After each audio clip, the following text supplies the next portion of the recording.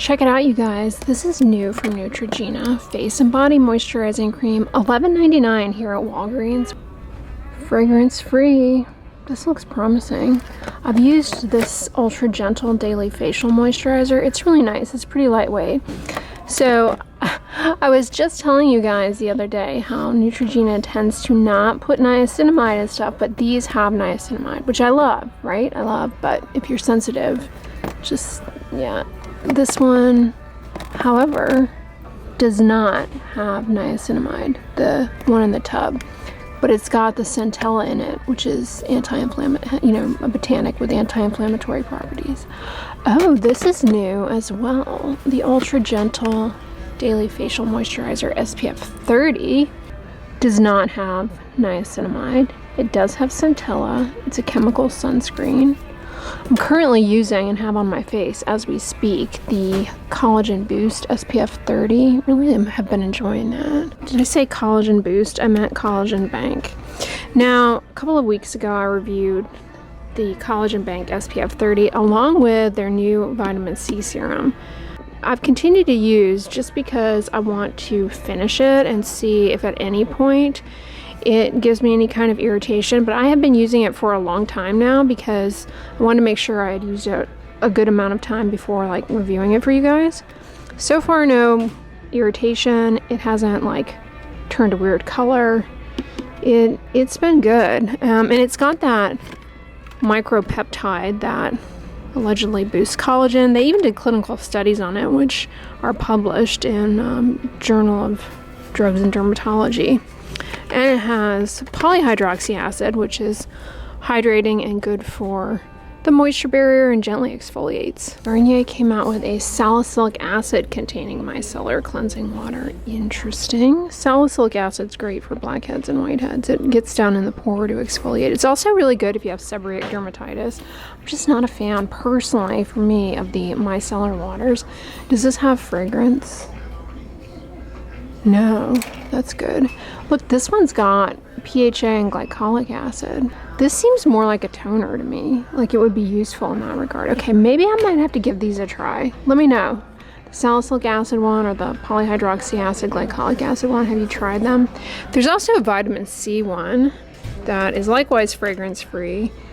It does not have ascorbic acid in it though. It has ascorbyl glucoside, which may help defend against oxidative stress, but isn't like gonna get into the skin, convert to ascorbic acid to improve collagen production.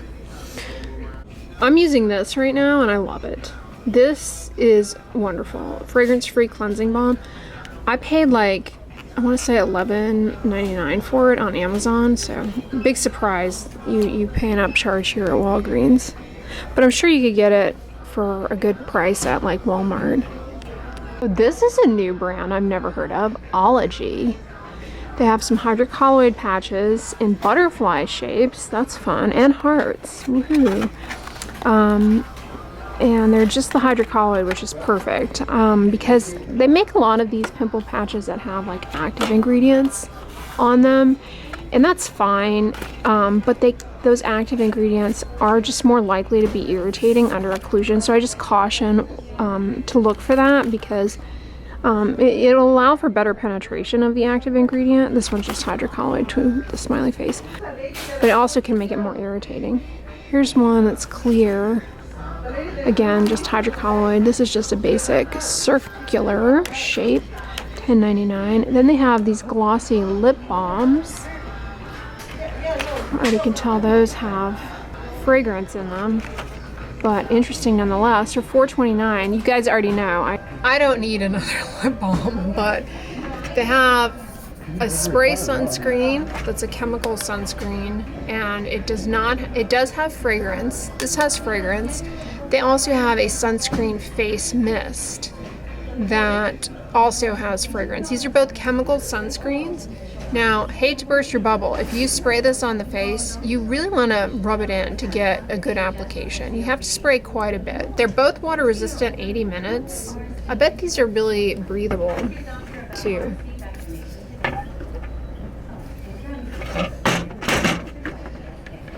They have, like the packaging here, they have a hydrating moisturizer with niacinamide and shea butter, fragrance free. They have, that's $10.99. They also have a hydrating, what is this, serum with witch hazel, that's an astringent, sodium hyaluronate, hydrating, and ceramides.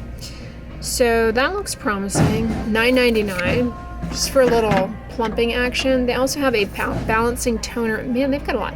A balancing toner mist. This is witch hazel, glycerin, alpha glucan, niacinamide, moisturizing. $9.99. Then they've got, this is what I'm intrigued by. They have a cleansing balm and a jelly cleanser. These are both fragrance free. The cleansing balm is $9.99 and the jelly cleanser is $10.99. Cute packaging. This would be good for like a tween, teen age. I mean, any age group, right? But like the ingredients are all along the lines of what would be reasonable for a tween to get into, right? There's not like, I'm not seeing at least here retinol or alpha hydroxy acids, which can be too irritating for skin that young. Yeah, this seems like it would be good beginner skincare for like a tween, this whole thing. Plus it's got the fun patches and everything. Looks like the Avène skincare are in these little containers. Now, I have been going through a lot of the restorative protective cream. Went through a whole tube of it. I love using it as a hand cream.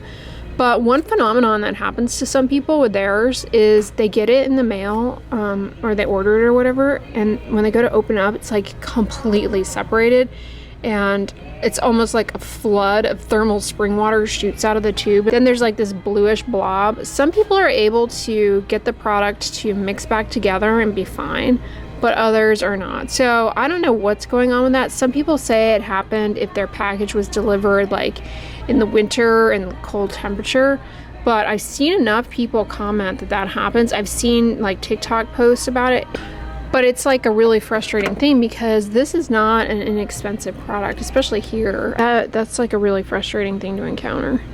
This is a good tub of the good stuff, just randomly sitting here. This is what I have on my lips right now. Actually, mine is the peachy keen color, which they don't have here, but I really like these. They're fragrance-free, flavorant-free, very hydrating, very moisturizing. They have pretty good longevity, but for the SPF lip balms, these are really, really good. Check out my review of SPF lip balms. Those are amazing. And I love this, 2 bits. Looks like Walgreens got in even more Halloween fall decor. We already saw those several weeks ago at this point. And the last time we were at a Walgreens, they had these little white ghosts, but now they have the orange ones, and they have them in black. This is new, well, new to me, the trio. It's cute. This little candy bowl is sweet too. I'm here at Barnes & Noble, and I wanted to point out this is a really good book. I really enjoyed that. Currently rereading Lord of the Rings trilogy, as I mentioned last weekend, but always interested. Comment below and if you all have read any of these.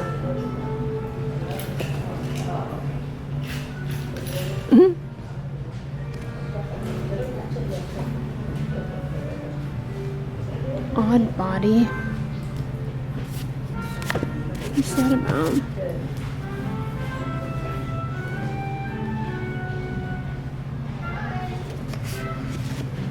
Oh look, Sunburn, a novel. Wonder if that's any good. Got quite the Stephen King selection here. The Shining. That's a good cover. Oh gosh, It. I can't handle It. It really freaks me out.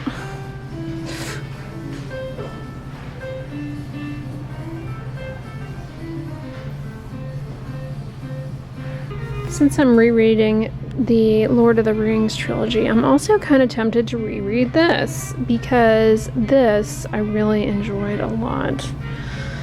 25th anniversary edition. Yikes. You know which one I'm thinking of? Didn't he have one called the Andromeda strain? That's another good one. This is a really good book, The Children of Men. Oh, we have new Calico Critters stuff, including this adorable little Halloween set. Might have to have that. And we have the official guide to the Calico Critters. A little house, complete with an oven with the apple pie.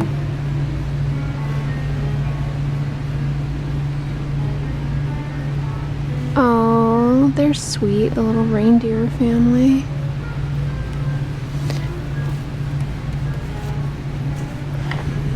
Then we also have the little floral fantasy sky ship. These are so cute. I love them. I love this one. The little babies. I had to pop in here to Randall's to see if they had any fall Halloween nicky-nacky decorations, and they sure do. I like their trick-or-treat buckets.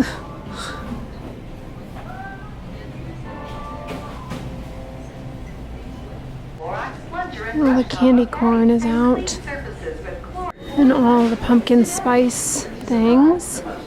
We have Pop-Tarts, Frosted Flakes, Special K, Mini Wheats, Pumpkin Cheerios, and then we also have Dolly Parton Pumpkin Spice Cookie Mix, Pumpkin Spice Hot Chocolate.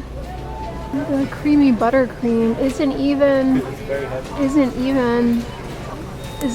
it's not even pumpkin spice, no? It's just regular buttercream, but they have a cute matchy. All right, I see what you're doing there, Dolly. Mark it. You know the saying goes, when you know better, you do better. Allegedly. Well, no one knows better than me, okay? No one knows better than me. And yet, what do? I don't do any better than I should. Take it from me. Do not make this mistake, which I know, all right? It's an easy mistake to make, but when you know and then you make the mistake, it's like, oh, why? Tell you, it will get you. And that is, watch out for these little hooks and nooks and crannies in the ear. They love to hang on to shampoo, conditioner, especially conditioner. A little tiny dollop will get hooked up under here, and you're rinsing your hair out, you're rinsing your scalp thoroughly. I mean, I even have the shower head that you can take down, do all this, and yet I got out of the shower, I was putting my tretinoin on, and I look over and I see there's conditioner residue trapped up in my ear that I didn't rinse off. Good thing I noticed, because the mistake I make, and I know I make it all the time. Sometimes I don't realize I make it, it happens, and I'm like, what is going on? It dries there. Shampoo and conditioner are not skin friendly. They're not meant to be left on the skin. They're meant to rinse off. Contrary to popular belief, conditioner is actually not formulated to moisturize the skin. It's meant to coat the strands to neutralize charge to improve manageability. Shine gloss. Oh my gosh. Oh my god. Did you guys just see what I did? Did you see what I just did? I was literally just telling you about how conditioner is not meant to moisturize the skin. And what did I do? I put this silicone-based hair oil on my face. Fortunately, this has isododecane, dimethicone. Shouldn't hurt, okay? I'm not advocating using that as a face primer, but hopefully I don't wake up tomorrow morning with an acneiform eruption. Might as well take it down to my, I cannot believe I just did that. And it was a big helping. All that to say, if you get shampoo, conditioner residue, you know, it's got the surfactants. In those products have the surfactants. They're meant to be rinsed off, not left on the skin. If they dry down in these little nooks and crevices, you can get an eczema, dry, cracked, peely skin. Oh, it's miserable. And so from time to time, I'll get like a little hot, itchy, dry patch in my ear. I'm like, what's going on? I'll tell you what's going on. You're letting shampoo collect in there, not rinsing it out, and it's drying down and irritating the stink out of the stratum corneum in there. Well, I hope you got a good chuckle. Yeah, I see you. Still pointing your finger, laughing. All right. By all means, laugh on. I hope you guys enjoyed this vlog. I'm gonna wrap it up here because clearly I need to hit the sack, okay? Clearly I need to recharge the gyri, all right? Because they're not executing on task. But I hope you all enjoyed today's vlog. If so, give it a thumbs up, share it with your friends, and as always, don't forget, sunscreen and subscribe. I'll talk to you guys tomorrow. Bye.